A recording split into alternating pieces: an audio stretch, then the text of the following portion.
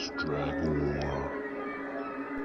Hey there everyone, welcome back to Diecast Dragor, and today I'm doing a Maple Leaf Matchbox Makeovers first year on YouTube, 1000 subs, Porsche build and giveaway. That's quite a title. And the rules for this build are that you need to remake a Porsche and you need to give it away. So let's have a look at what I chose for the build. And because this is a build for Andrew's channel, I decided to keep the music in a similar theme to what he would have chosen for one of his videos. And there's my choice of car. It's the 1996 Porsche Carrera, a black one, which I've raced before on my track. It didn't do too well, so let's hope we can give it a new lease on life and give it a bit more of a racing engine. There it is, that's the original form, and we're going to be overhauling that and hopefully making something that is pretty special. Now I really like Porsches, and this one really looks great to me with those wheels, so I think I'm going to keep those on the car, and that should give it a bit more of an authentic older look. And here we are for the drilling. I am not going to lie, I really didn't do a very good job on this, and I ended up actually drilling right the way through the bonnet of the Porsche, but I tried to fix that up later. So the posts are drilled out and the car gets taken apart. All the little pieces get put into warm soapy water to soak and get cleaned later, and then out comes the paint stripper gel.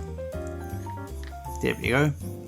And the car gets dipped into that and put into a separate tub and sealed so that it can get working on the paint, which is going to be removed later.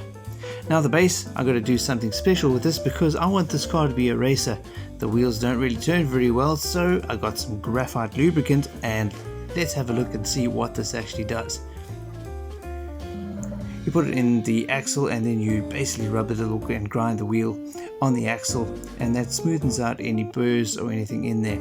Now that is a wheel that has not been lubricated as yet, and I'll switch it around so you can see the difference between that one and this one, which has just been done. Look at that. It spins probably 5 or 6 times longer and smoother and quieter. So that should make this a decent racer once we're all done.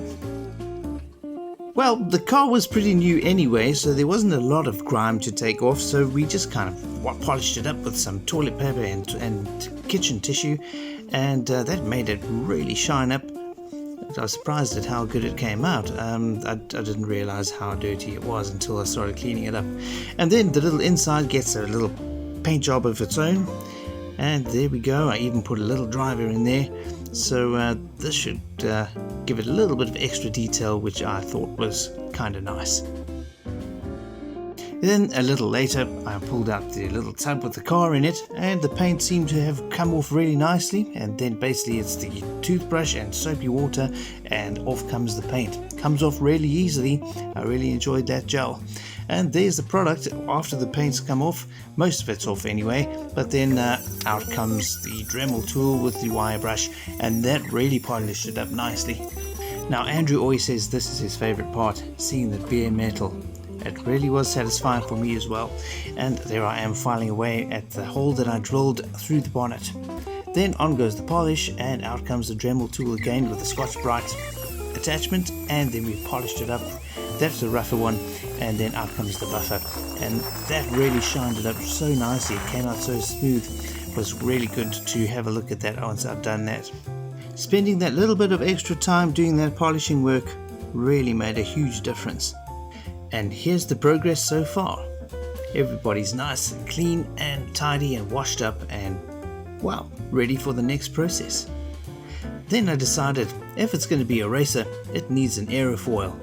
So I fashioned one out of a Hotwheels track connector. And I think it turned out pretty well. There it is, stuck onto the bare metal. I used some super glue to put that on, and it really turned out pretty well. I was quite impressed with myself. Now I didn't film this, but the next step I took was a very fine sandpaper before putting the next 3 coats of white paint onto the car. Now this is where it started getting exciting for me, because the plan I had in my head was starting to actually take shape in front of me, and I was getting pretty excited about the product that I was seeing. Then the decals, they turned out really nicely. I was really happy with those. You'll see in the next clip. It took me a couple of goes to get right, but this was the product that came out and I was really impressed with myself. I think I did a great job. I wasn't expecting it to come out as well as it did. Now, painting those teeny weeny little lights was also a huge challenge. What I ended up doing was I stole an idea from another video that I'd seen on YouTube where the guy had actually used toothpicks to paint those tiny little areas, and that really worked pretty well, and I'm glad I saw that. So thanks to Dashy Ashby, who's one of my viewers, who showed me that. Then this is where it gets heavy. So why do I need weights? Simple. That comes to the second part of this challenge. The car needs to be given away, and this car is being given away to a young man called Racing Jason. Jason was diagnosed with leukemia when he was 2 years old. He's now 5 and still battling on.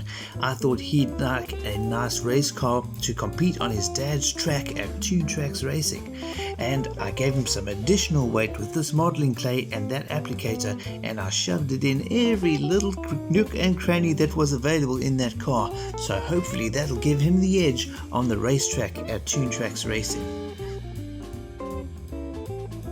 Well, shall we have a look and see what progress we've made so far? There's the original, the 1996 Porsche Carrera, Hot Wheels, black paint job, black interior and original wheels. Let's see what we've done with it. Well, I'm pretty happy with what we've been able to do with this car. A nice white paint job, customized decals for the owner of the car, a nice little driver inside, blue interior, and of course that racing fin. The Ice Wolf, I hope it's going to be a real winner for Racing Jason at Two Tracks Racing. But we'll have a little exhibition match at Diecast Dragor before we ship it off to its new owner in Thailand. And of course, a huge thank you to Andrew from Maple Leaf Matchbox Makeovers for allowing us to take part in this event. A massive congratulations on your first year as a YouTuber, and we hope you reach that 1000 subs milestone very quickly, if you haven't done so already. And with that, it's time to sign out. So from me, VMAC Vago from Diecast Dragor. Drive safely everyone, and take care.